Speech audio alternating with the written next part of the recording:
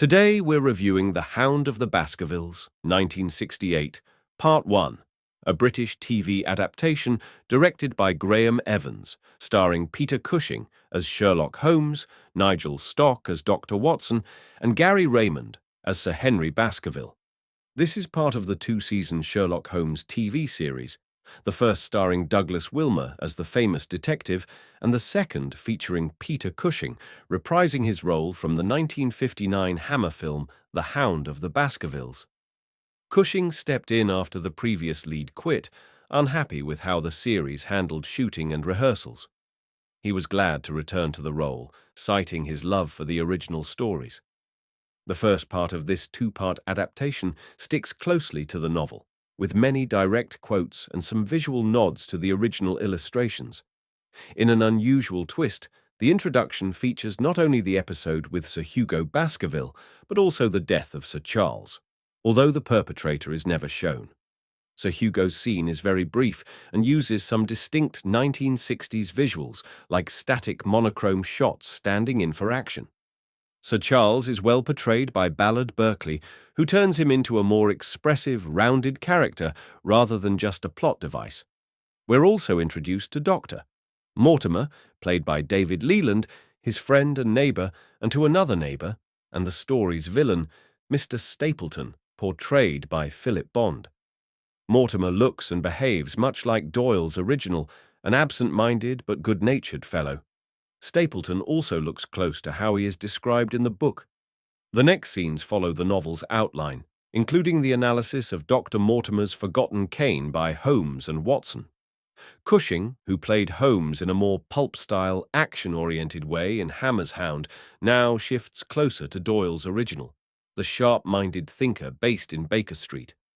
While some fans once felt he was miscast, Cushing truly shines here as the world's greatest detective, elevating the entire series with his presence and smooth, effortless acting.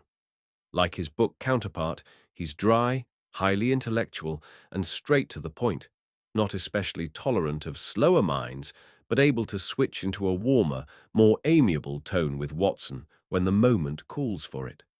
What sets Cushing apart from other memorable Holmes portrayals is the sense that he always has some private agenda, coming across as almost Machiavellian at times. He may be older than the Holmes described in the book, but he fits the role of the pipe-smoking sleuth remarkably well. Sir Henry Baskerville is introduced in the hotel scene involving his missing boot. He looks and acts the part, though nothing about him really stands out.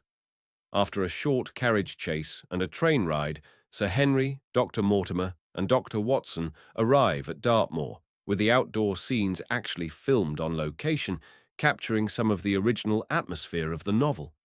On arrival at Baskerville Hall, with studio-shot interiors, the plot begins to unfold with the introduction of Barrymore the butler, his wife, and some late-night shenanigans.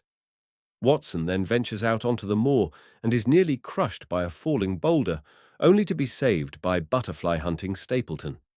They travel through some impressive landscapes to Stapleton's house, where Watson sees his butterfly collection and meets his sister, Beryl.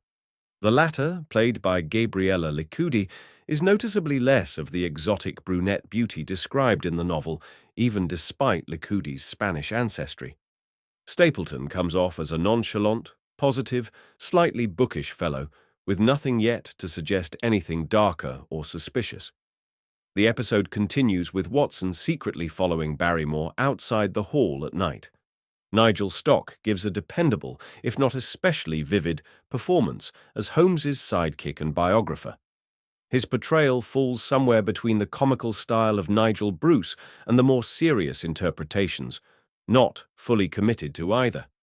He's a typical down-to-earth companion beside the brilliance of Holmes, loyal, practical, and ready for action when needed, but not especially nuanced or close to the more emotional Watson in Doyle's stories.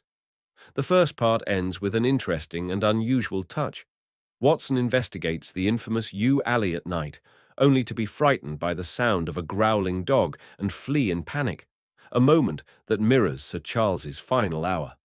It's a tense, unexpected scene that sets this version apart from others, leaving the viewer with a strong cliffhanger and a clear lead-in to part 2.